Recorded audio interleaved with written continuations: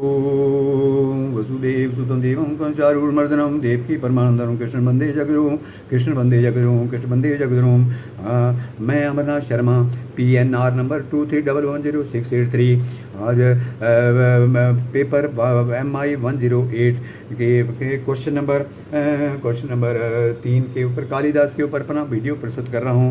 उम्मीद है ये सही होगा और इससे कुछ मार्गदर्शन होगा, हमारा मार्गदर्शन होगा।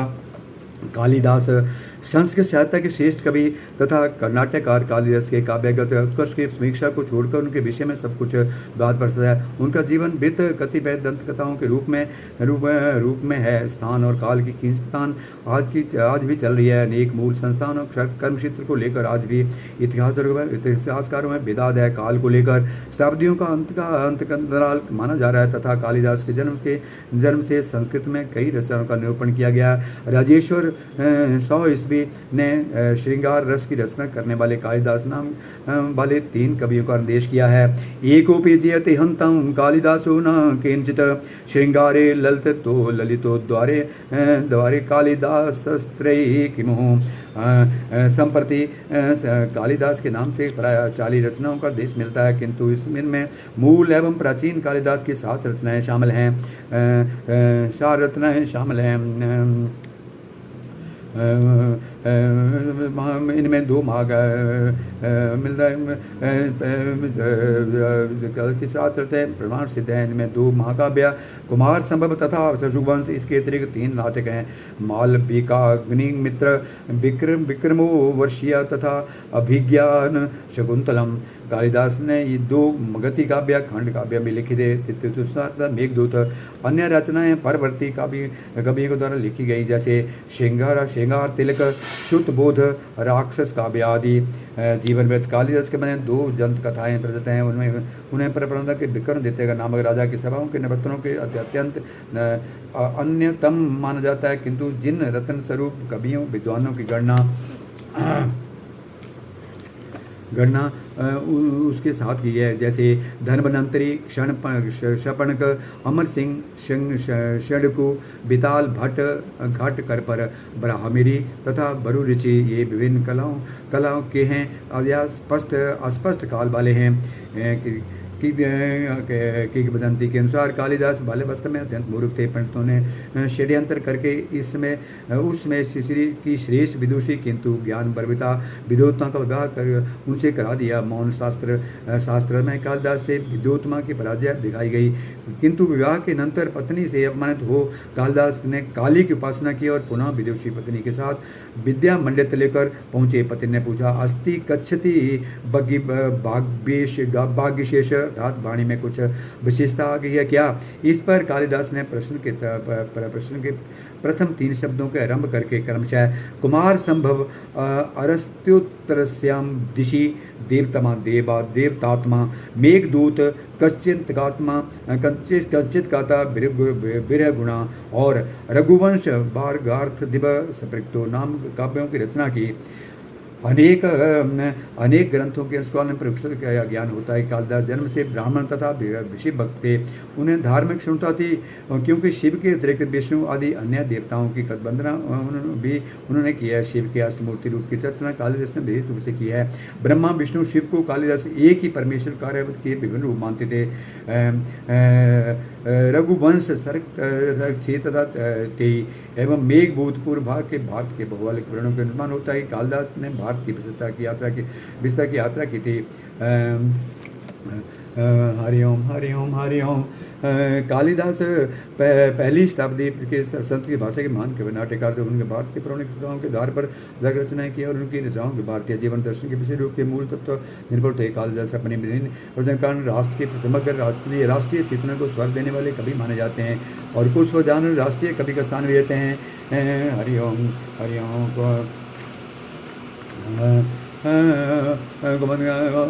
कालिदास विदर्भी रीति के कवि थे और तदनुरूप वे अपनी अलंकार युक्त किंतु सरल और मधुर भाषा के लिए विशेष रूप से जाने जाते हैं। उनकी प्रकृति आवरण अद्वितीय और विशेष रूप से अपनी उपमाओं के लिए जाने जाते हैं। साहित्य में औदार्य गुण के प्रति कालिदास का विशेष प्रेम है और उन्होंने अपने श्रृंगार रस प्रधान साहित्य में भी आदर्शवादी परंपरा और नैतिक मूल्यों को समुचित ध्यान रखा है। कालिदास के परवर्ती कवि भालभट्ट ने उनकी स्तुतियों के रूप में उनकी प्रशंसा की है। कालिदास बहुत प्रसिद्ध हैं क्योंकि उन्होंने भारतीय पौराणिक कथाओं और दर्शनों के आधार पर बनाकर रचनाओं की उनकी रचनाओं में भारतीय जीवन दर्शन की विविध रूप और मूल तत्व निर्भर किए हैं। कालिदास अपनी इन्हीं विशेषताओं के कारण राष्ट्र की समग्र राष्ट्रीय चेतना को स्वर देने वाले कवि माने जाते हैं। कुछ विद्वान उन्हें राष्ट्रीय कवि का स्थान देते हैं। कालिदास बहुत बुद्धिमान थे। जब बुद्धिमान तब हो गए जब विद्वतना को कालिदास के मूर्ख होने का पता चला तो उन्होंने उन्हें घर से निकाल दिया। कहा जाता है कि कालिदास ने महाकाली कठिन तपस्या की और देवी माँ के आशीर्वाद से विद्वान बने। उनकी 7 रचनाएं जिसमें अभिज्ञान शाकुंतलम की गणना विश्व साहित्य की सर्वोत्तम कृतियों में आती है। कालिदास ने 3 नाटक लिखे। उनमें विज्ञान शाकुंतलम शकुंतला की मान्यता और को आमतौर पर उत्कृष्ट कृति माना जाता है। वह अंग्रेजी के इनमें अनुवादित होने वाली पहली संस्कृत कृतियों में से एक थी और तब से इसकी कई भाषाओं के अनुवाद किया। शकुंतला दुष्यंत की और देखने के लिए रुकती 1848-1906। कालिदास संयोग वर्ष कालिदास गणना के घर जा पहुँचते हैं। कविता की धूरी पंक्ति देख जब कालिदास उसे पूर्ण करते हैं तब इस भय से कहीं कि कुमार स्वामी को यह जानकारी मिलने कामनी विष पिलाकर कालिदास की हत्या कर देती है। उनकी प्रिय देवी पराशक्ति महालक्ष्मी है जो उनकी धर्म अर्धांगिनी है। उनकी प्रिय देवी पराशक्ति महालक्ष्मी जो कालिदास के कालिदास ने विद्योत को अपना गुरु माना था। कालिदास ने कई महान कवियों की रचना की। अभिज्ञान शाकुंतला और मेघदूत विकास सर्वश्रेष्ठ रचनाएं हैं। हरिओम। कुछ विद्वान कालिदास को बंगाल और उड़ीसा कवि मानते हैं परंतु उसके कोई ठोस प्रमाण नहीं थे, परंतु यह जरूर कहा जाता है कि वे ब्राह्मण वंश में जन्मे थे और नाथ थे। उनका पालन पोषण ग्वाले ने किया था। महाकवि कालिदास को कवि कुलगुरु कहा जाता है क्योंकि उन्होंने संस्कृत साहित्य में अपनी अमिट शैली तथा गहनता से लिखी गई रचनाओं से आधुनिक हिंदी साहित्य के लिए मार्गदर्शन किया। उनकी रचनाएं आज भी उत्तम शैली तथा साहित्यिक महत्व के धनी हैं। कालिदास ने अपनी रचनाओं के में व्यंजन अर्थ एवं छंद का उपयोग किया है।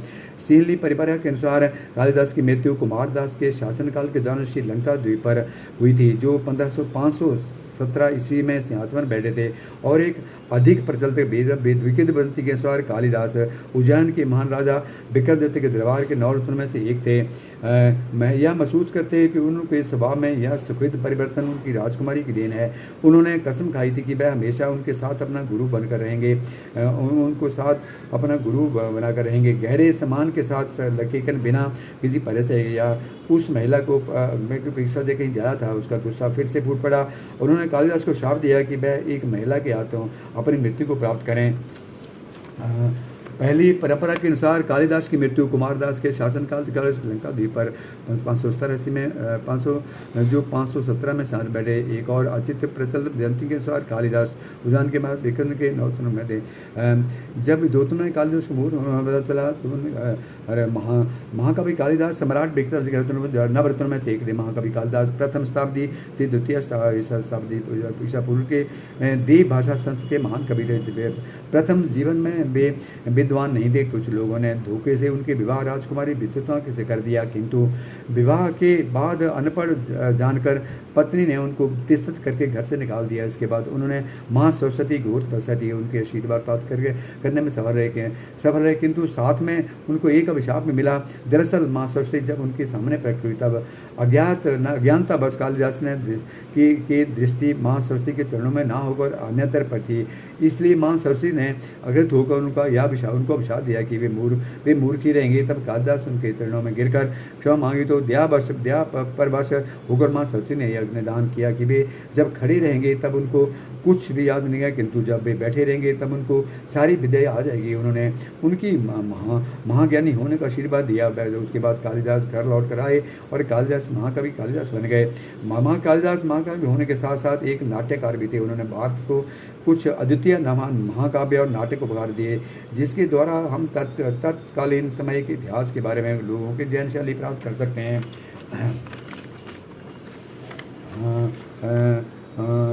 उन महाकाव्य का काम है रघुवंशम कुमार संभव नाटक अभिज्ञान शकुंतलम मालविकाग्निमित्रम विक्रमो विक्रूरवर्ष्यम खंड काव्या मेघदूतम ऋतु संहार हरिओम हरिओम हरिओम। इन गुणों के उदाहरण कालिदास का काव्यगत्य वैशिष्ट है। इन गुणों के लिए उदाहरण ढूंढने की आवश्यकता नहीं है। किसी पद्य को किसके लिए आता है एका तत्पत्रम जगता प्रभुता नम बया कांत मिदम बक्ष बपुक्ष अल्पस्या हेतु बुद्धो हातुर्मिच्छनो विचार मूढ़ प्रतिभासी मेतम दिव्यम यदि प्रार्थयसे पिता क्षमा पितु प्रदेशस्तु देव भूया अथो अप्यंतारमलम समाधिना चा रतन मम विष्यति म्रियते हितः। हरिओम। प्रथम सिद्धांत है कि जिस राजा दिलीप को एक साधारण गाय के लिए प्रत्यन न करने का परामर्श देता। द्वितीय उदाहरण में ब्रह्मचारी के वेश में आयु शिव तपस्विनी पार्वती को तपस्या से व्यक्त है। प्रशंसा करने पर भाव का सौंदर्य अपनी प्रतिभा के अनुसार सरलता के ग्रहण किया सकता है। शब्द की सजावट और छंद का मुहैया पाठ को इन्हें गाने के भविष्य में होता है। ब्रह्मता विष्णु की स्तुतियों को दर्शन गंभीर